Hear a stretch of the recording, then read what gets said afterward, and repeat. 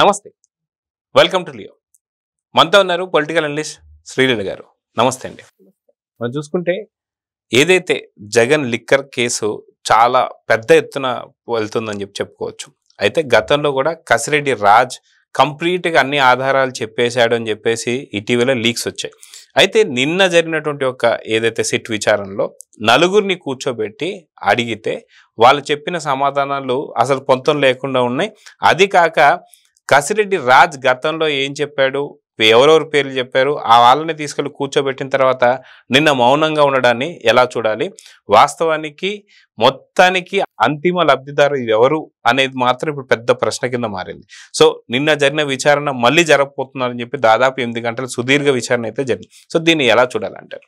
అంటే మళ్ళీ జరిపే విచారణ ఏంటంటే నలుగురిని ఒకే చోట కూర్చోబెట్టి చేసేది. అంతకుముందు వేరువేరుగా విచారించి ఒక్కొక్కరు చెప్పిన విషయాలు ఏమైతే ఉన్నాయో వీళ్ళు ఫస్ట్ వీళ్ళకున్న విద్య మనకు తెలిసిందే కదా, ఏంటంటే తెలియదు, గుర్తులేదు, మర్చిపోయా. అంటే మీరు ఆ మద్యం తయారు చేశారు కదా అంటే ఏ మద్యం అని అడుగుతారంట. అదేనండి అని చెప్పేసి వివరాలు చూపించి ఓహో ఇదా మీరు అడిగేది అని. మరి బంగారం కొన్నారంట కదంటే ఏం బంగారం అంటారంట. మరి అదేనండి ఇదిగో అని చెప్పేసి వివరాలు చూపించిన తర్వాత ఓహో ఈ బంగారం గురించి అడిగారా, ఇంకా వేరే బంగారం అనుకున్నామని. ఈ విధంగా వీళ్ళ ఆలోచన, వీళ్ళు మాట్లాడే మాటలు అంటే ఎక్కడా కూడా మేము దొంగలం అని చెప్పేసి వీళ్ళు ఒప్పుకోట్లా. కానీ పోలీసులు ఏంటంటే పని, మీరు దొంగతనం చేశారు, మీరు దొంగలని మీ అంతా మీరు ఒప్పుకునేదాకా మా ప్రయత్నం అయితే అదేను అని చెప్పేసి వాళ్ళ ప్రయత్నాలన్నీ కూడా కొనసాగుతున్నాయి. మరి ఈ నలుగురు కలిసి ఏ విధంగా అసలు మెయిన్ పర్సన్ ఎవరున్నారు, బిగ్ బాస్ ఇద్దరు పేర్లు వినిపిస్తున్నాయి. ఆ ఇద్దరిలో ఎవరు అనేది పూర్తి వివరాలతో వీళ్ళ దగ్గర సేకరణ చేయాలని చెప్పేసి వేరువేరుగా వీళ్ళందరినీ కూడా విచారిస్తే ఒకరు చెప్పిన విషయాలు ఇంకొకరి దగ్గర ప్రూఫ్స్ తో సహా చూపించిన తర్వాత వాళ్ళు సైలెంట్ అయిపోవటం. మరి ఇప్పుడు ఈ నలుగురిని ఒకే చోట కూర్చోబెట్టి ఈ రోజున విచారణ జరిపించాలని తేల్చారు. మరి ఏం జరిగింది, మరి కార్లు కొన్నారు, డైమండ్ నెక్లెస్లు అంట, మరి ఆ కంటైనర్ మనం గతంలో చెప్పుకుంటే అసలు జగన్మోహన్ రెడ్డి అంత సెక్యూరిటీ పెట్టి పాపం మొన్న ఈ మధ్య ఏదో ఫైల్స్ తగలిపోయి బొమ్మ కెమెరాలు పెట్టానన్నాడు. మరి ఆ బొమ్మ కెమెరాలో అది కూడా రికార్డ్ అయిందో లేదో. మరి ఆ కంటైనర్ ఎందుకు అక్కడ రివర్స్ చేసుకొని వెళ్ళింది అంటే దాని నిండా డబ్బులు ఉన్నాయి అనేది ఈ రోజున అన్ని న్యూస్ ఛానల్స్ లో అదే కంటైనర్ తిరుగుతూ ఉంది, మరి చక్కెరలు కొడుతూ ఉంది.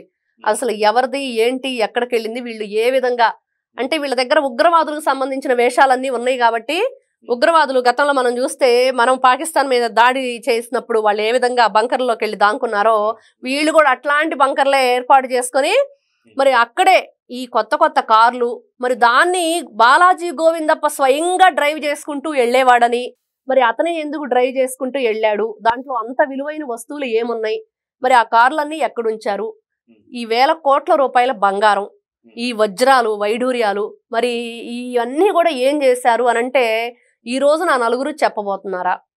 ఖచ్చితంగా అసలు ఏంటి ఇంత ఘోరమా? ఎక్కడో ఏం జరిగింది అంటే రాష్ట్రంలో చిన్న మద్యం కుంభకోణం అంటే అది చిన్నది కాదు, మహాసముద్రం అంతని కృష్ణదేవరాయ అంటే ఆ ఏదో అన్నాళ్లే అని అనుకున్నారు. కానీ నిజంగా సముద్రం కంటే ఇంకా లోతుంది, తవ్వే కొద్దీ వస్తున్న ఈ విషయాలు అని చెప్పేసి ఈ రోజున వీళ్ళ విచారణలో మనకు అర్థమవుతుంది. అయితే గతంలో కూడా మనం చూస్తే రాజ్ కసిరెడ్డి మాకు సంబంధించిన వ్యక్తి కాదు, అతను టీడీపీకి పార్ట్నర్ అని చెప్పేసి వైసీపీ నేతలు అనడం కావచ్చు, జగన్మోహన్ రెడ్డి స్వయంగా అన్నటువంటి సందర్భాలు కూడా ఉన్నాయి. ఇవే కాకుండా బాలాజీ గోవిందప్ప అసలుకి మాకు భారతీయ సిమెంట్కి తనకి ఎటువంటి సంబంధం లేదని చెప్పి మాట్లాడారు. కృష్ణమోహన్ రెడ్డి వీళ్ళ గురించి కూడా చాలా తక్కువగానే మాట్లాడారు, అసలు మాకు సంబంధం లేదన్నట్టు ఉంది. సో ఖచ్చితంగా ఈ నలుగురే జగన్మోహన్ రెడ్డిని మొయ్యబోతున్నారు అతి తొందరలో. పూర్తి వాస్తవాలన్నీ కూడా బయట పెడితే ఖచ్చితంగా అంతిమ లబ్ధిదారుడు జగనే కాబట్టి జగన్ తీసుకెళ్లబోతున్నారంటే ఏం చెప్తారు? ఖచ్చితంగా, ఎందుకంటే ఈ రోజున ఎన్ని విషయాలు వెలుగులోకి వచ్చాయి, ఎన్ని విధాలుగా వీళ్ళు తప్పించుకోలేక ఇంకా తప్పుకోలేక తప్పనిసరి పరిస్థితుల్లో ఒక్కొక్కటిగా వీళ్ళు సైలెంట్ అయిపోతే మౌనం అంగీకారం అది అందరికీ తెలిసిన విషయం. ఏం చేస్తారు, నీళ్లు నవ్వులుతూ కూర్చుంటున్నారు అందరూ. సజ్జల భార్గవరెడ్డి దగ్గర నుంచి ప్రతి ఒక్కరు కూడా మొన్న ఇప్పుడు జైల్లో ఉంటున్న బెయిల్ వచ్చినా కూడా ఎవరైతే వంశీ ఉన్నాడో వంశీ దగ్గర నుంచి కూడా ఏదైనా వీళ్ళు కాదనటం, సాక్ష్యాధారాలతో సహా పోలీసులు చూపించిన తర్వాత సైలెంట్ అయిపోవటం. ఇప్పుడు కూడా ఆ నలుగురిలో అదే జరిగింది. ఆ నలుగురు ఫైనల్ గా జగన్మోహన్ రెడ్డిని అయితే మొయ్యటం ఖాయం అనేది మనకి ఈ రోజున కనిపిస్తుంది, వినిపిస్తుంది. అయితే ఫస్ట్ విజయసాయి రెడ్డి మాట్లాడుతూ నేను ఓన్లీ రాజ్ కసిరెడ్డి మాత్రం ఒకే ఒక పేరు చెప్పాను, తర్వాత అసలు నాకు సంబంధం లేదు. కానీ వైసీపీ ఎవరైతే ఉన్న కోటర్ ఏదైతే ఉందో జగన్ని నష్టపరచాలని చూస్తుంది. ఈసారి నేను బయటికి వస్తే మటుకు ఖచ్చితంగా జగన్కి నష్టం చేయబోతున్నాను అని చెప్పేసి చాలా పూర్తి సంకేతాలు ఇచ్చేశాడు. రాజ్ కసిరెడ్డి పేరు ఒకటి చెబితే దాదాపు 7గురు అరెస్ట్ అయ్యారు. ఇప్పుడు దాదాపు బాలాజీ గోవిందప్ప కావచ్చు, కృష్ణమోహన్ రెడ్డి కావచ్చు, ధనంజయ రెడ్డి కావచ్చు, దిలీప్ కావచ్చు, చాణిక్య కావచ్చు, అదేవిధంగా సజ్జల శ్రీధర్ రెడ్డి కావచ్చు, కసిరెడ్డి రాజు కావచ్చు. రాజ్ కసిరెడ్డి ఇంతమందిని ఇరికిచ్చాడని చాలా క్లారిటీగా అర్థమైపోతుంది. అంతిమ లబ్ధిదారుడు గేట్ ఓపెన్ చేయాలంటే ఖచ్చితంగా ఆ తాళం విజయసాయి రెడ్డి దగ్గరే ఉందా? ఖచ్చితంగా ఇప్పుడు వస్తే ప్రెస్ మీట్ ముందు అదే చెప్పబోతున్నాడా అంటే ఏం చెప్తారు? ఖచ్చితంగా ఇప్పుడు నిన్న మొన్న అతను ఎక్స్ లో పోస్ట్ పెట్టాడు. ఏంటంటే అసలు జగన్మోహన్ రెడ్డికి నేను ఎప్పుడూ వ్యతిరేకిని కాదు, మరి ఆయన ఎప్పుడు కూడా నేను కఠినంగా కానీ ఏదైనా సరే అతను ఇరికించే మాటలైతే నేను మాట్లాడను. మరి అదే విధంగా ఒక నల్ల కోట వేసుకున్న వ్యక్తి నా గురించి కొన్ని అనుచిత వ్యాఖ్యలు చేస్తూ వాళ్ళ సోషల్ మీడియాలో వాళ్ళ ఛానల్స్ లో నా గురించి రాయిస్తున్నారు అని. అంటే ఈ విధంగా మాట్లాడిన ఈయన మరి కోటరీ మీద కోపంతో వాళ్ళు ఈ పిచ్చి పనులు చేస్తూ చివరికి జగన్మోహన్ రెడ్డికి ఎసరు పెట్టే ప్రయత్నమే చేయిస్తున్నారు విజయసాయి రెడ్డి చేత అనేది ఇక్కడ అర్థమవుతుంది. అయితే గతంలో కూడా మనం చూసుకుంటే ఏదైతే ఎండోమెంట్ శాంతి విషయాల్లో కూడా ఈ వీటికి సంబంధించి ఫోటోలు కానీ ఆధారాలు కానీ మా పార్టీ వాళ్ళే బయట పెట్టారు అనేది విజయసాయి రెడ్డి గతంలో చెప్పాడు. మా పార్టీ వాళ్ళే తీసుకొచ్చారు.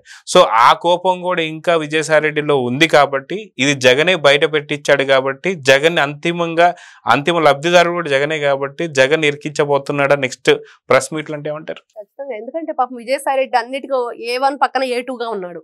అందరికి తెలుసు. జైలు శిక్ష కూడా అనుభవించి వచ్చిన తర్వాత ఈ A2 పదే ఇతను భయం ఏంటి అంటే ఈ రోజున అతను ఏదైతే శాంతి ఫోటోలు కానివ్వండి ఇంకోటి కానివ్వండి మరి వీళ్ళందరూ చేస్తుంటే జగన్మోహన్ రెడ్డి ఖండించలేదు కదా. తనకి ఇష్టం లేకుండా వాళ్ళు ఏది చెయ్యరు కదా. తను ఏది చెప్తే అదే కదా వీళ్ళు చేస్తారు.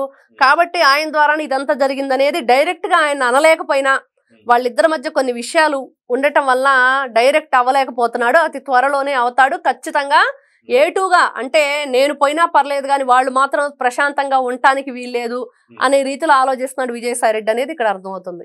సో మొత్తానికి విజయసాయి రెడ్డితో పాటు ఇటు ఆ నలుగురు కలిసి ఖచ్చితంగా జగన్ ని మొయ్యబోతున్నారా అంటే అవుననే సమాధానం వస్తుంది. సో మొత్తానికి ఏం తేలబోతుంది అనేది చూద్దాం. ఖచ్చితంగా మనం గతంలో అనుకున్నట్టు జూన్ 11వ తారీఖు 11 గంటలకు అరెస్ట్ కాబోతున్నాడు అంటే ఇవన్నీ చూస్తుంటే మనకు ఖచ్చితంగా అవునని అనిపిస్తుంది. సో చూద్దాం జరగబోతుంది. నమస్తే. Please subscribe to Leo News for more videos.